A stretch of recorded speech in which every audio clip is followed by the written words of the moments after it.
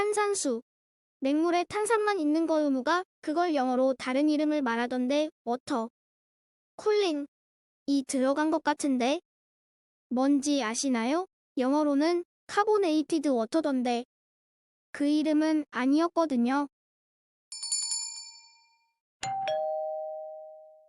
안녕하세요. 지식들지기입니다. 먼저 답변 드리기 전 이미지 저작권상 화면과 음성이 고르지 않은 점 양해 바랍니다. 영상을 끝까지 시청해 주시고 좋아요 한 번씩 눌러주세요. 영상을 만드는 사람에게 큰 힘이 됩니다. 답변 드리겠습니다. 탄산수를 영어로는 카보네이티드 워터, 소다, 소다 워터, 파테쉬 워터, 스파클링 워터 등으로 표현합니다.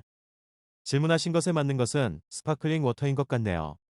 우선 각각의 의미의 차이점을 살펴보자면 카보네이티드 워터 카보네이티드라는 말은 카보네이트로 된, 카보네이트가 함유된 이런 의미입니다.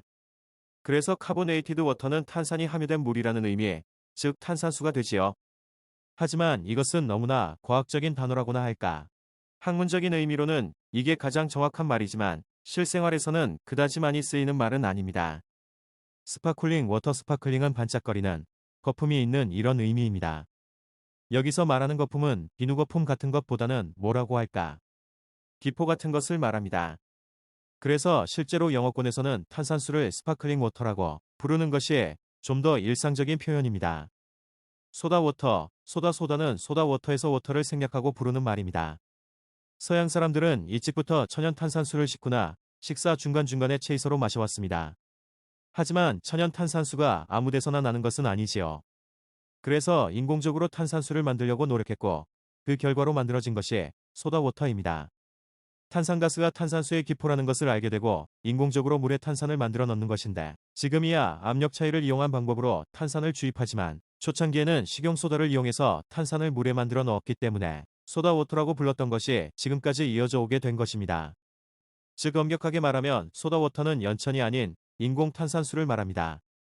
그런데 이후로 이 탄산수의 단맛, 과일맛, 과일향, 각종 향신료 등을 첨가해서 변화를 꾀하게 되는데 이로 인해 콜라, 레몬 라임 탄산음료 우리는 이것을 사이다라고 하지요. 진짜 사이다는 탄산음료가 아니라 사과술입니다. 등의 탄산음료입니다. 이런 탄산음료도 소다라고 부릅니다. 그래서 소다는 여러 가지 의미를 가지는데요.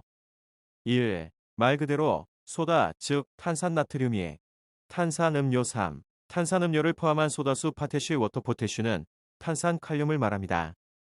앞서 인공적으로 탄산수를 만들 때 식용소다 즉 식용탄산나트륨을 사용해서 소다워터라는 이름이 붙여졌다고 했지요. 마찬가지로 탄산, 칼륨 즉 파테쉬를 사용하기도 했었습니다. 만 실제로는 거의 사용되지 않는 말입니다. 그러니 탄산수를 영어로 표현하자면 경우에 따라 여러 가지가 있는 셈입니다.